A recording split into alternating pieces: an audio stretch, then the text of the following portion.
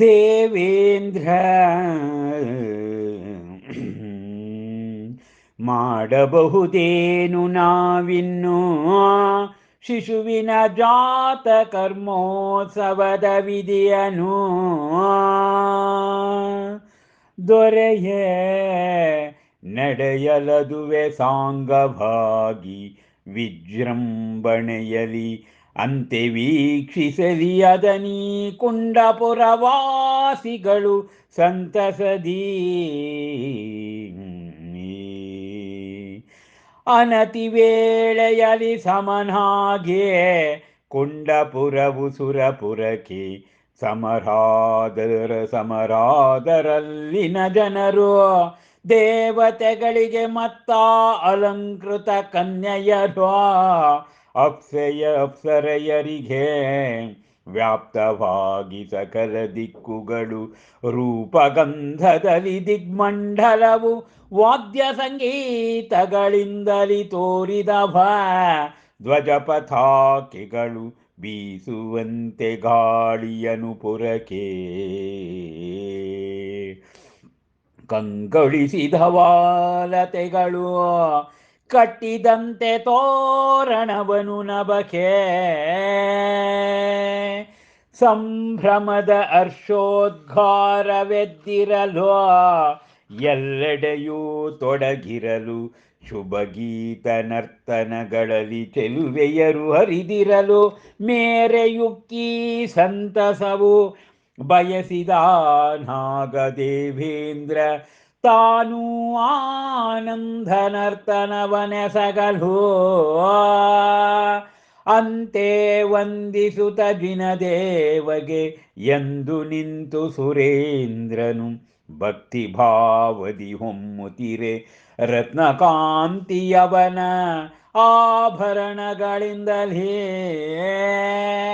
ದೇವಾದಿದೇವನೇ ಸನಾತವಾಗಿಹುದಿ ನಿನ್ನ ಜನನದಿಂದ ಮೂಲೋಕಗಳು ಉಪಸ್ಥಿತವಾಗಿಹುದು ಮೂರ್ತ ರೂಪದಲ್ಲಿ ಧರ್ಮವು ಅಂತೆ ನಾಶವಾಗಿ ಮಿಥ್ಯಾ ಧರ್ಮ ತಿಮಿರವು ತೆರೆದಿಹುದು ದಿಟದಿ ಸ್ವರ್ಗ ಮೋಕ್ಷಗಳ ಬಾಗಿಲು ಬಲು ಪುಣ್ಯಶಾಲಿಯಾಗಿಹೆ ನಾನು ದೊರಕಿತೆನಗೆ ನಿನ್ನ ಜನ್ಮ ಕಲ್ಯಾಣೋತ್ಸವವನ್ನು ಎಸಗುವ ಸೌಭಾಗ್ಯವು ಅನುಸರಿಸಿ ಅವನನ್ನು ಶಿರಭಾಗಿ ವಂದಿಸಲು ಸುರರೆಲ್ಲರೂ ಗಳ್ಳನೆ ಮಿಂಚಿದವರ ಕಿರೀಟದ ರತ್ನಗಳು ಸೆರೆ ಮಿಂಚಿಗಳಳು.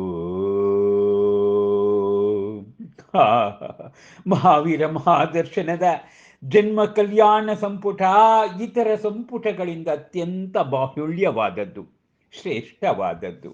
ಇಲ್ಲಿ ಬರುವ ಮಹಾಕವಿಗಳು ಲತಾ ರಾಜಶೇಖರ್ ಅವರ ನೀಡುವ ಒಂದೊಂದು ವರ್ಣನೆಯೂ ಕೂಡ ಅನತೀತ ಮನೋಜ್ಞ.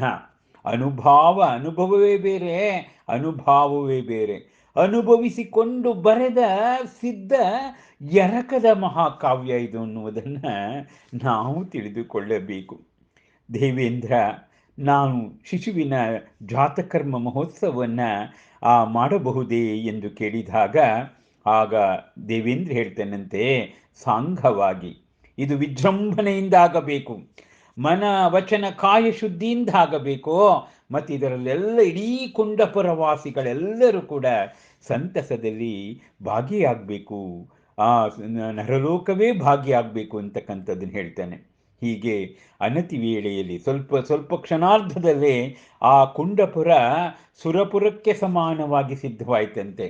ಆ ಸಮರದ ಆ ಜನ ದೇವತೆಗಳು, ಅಲಂಕೃತ ಕನ್ಯೆಯರು, ಅಪ್ಸೇರು ಅವರೆಲ್ಲ ಸಕಲ ದಿಕ್ಕುಗಳಲ್ಲಿ ತಮ್ಮದೇ ಆದ ದಿಗ್ಮಂಡಲಗಳಲ್ಲಿ ವಾದ್ಯವೃಂದಗಳು, ಸಂಗೀತ ಮತ್ತು ಧ್ವಜ ಪತಾಕೆಗಳು ಆ ಬೀಸುವ ಹಾಗೆ ಗಾಳಿ ಇಡೀ ನಗರ ಶೋಭಾಯಮಾನವಾಗಿದೆಯಂತೆ. ಹೀಗೆ ಸಂಭ್ರಮದ ಹರ್ಷೋದ್ಗಾರವಾಗಿರುವಾಗ ಶುಭಗೀತೆ ನರ್ತನಗಳಲ್ಲಿ ಚೆಲುವಿಯರು ಅವರೆಲ್ಲರೂ ಕೂಡ ಭಾಜನರಾಗಿದ್ದಾರೆ. ಹಬ್ಬ ಆಗ ದೇವೇಂದ್ರನು ಕೂಡ ಆನಂದ ನರ್ತನವನ್ನು ಎಸಗಲಿಕ್ಕೆ ಪ್ರಯತ್ನ ಮಾಡ್ತಾ ಇದ್ದಾನೆ. ಹಬ್ಬ ಆ ಜೈನ ಮಹಾಕಾವ್ಯಗಳಲ್ಲಿ ದೇವೇಂದ್ರನ ಆನಂದ ನರ್ತನ ಇದೆಯಲ್ಲ, ಹಬ್ಬ ಅದು ನಾಟ್ಯ ಲೋಕದ ನೃತ್ಯ ಲೋಕದ ಮಹಾನ್ ಸಂಭ್ರಮದ ಕ್ಷಣಗಳಲ್ಲಿ ಬಂದು ಹಬ್ಬ ಅಂತೆ ಆತ ಜಿನಶಿಶುವಿಗೆ ವಂದಿಸುತ್ತಾ ಭಕ್ತಿಭಾವದ ರತ್ನ ಕಾಂತಿ ಅವನ ಆಭರಣಗಳೆಲ್ಲವೂ ಕೂಡ ಕಂಗೊಳಿಸ್ತಾ ಇದೆ. ಹೇಳ್ತಾನೆ, ಸುರೇಂದ್ರ ದೇವಾದಿದೇವ, ಸನಾತವಾಗಿಹುದು ನಿನ್ನ ಜನನದಿ, ನಿನ್ನ ಜನನದಿಂದ ಮೂರು ಲೋಕಗಳಲ್ಲೂ ಕೂಡ ಶಾಂತಿ ಮೂಡಿದೆ.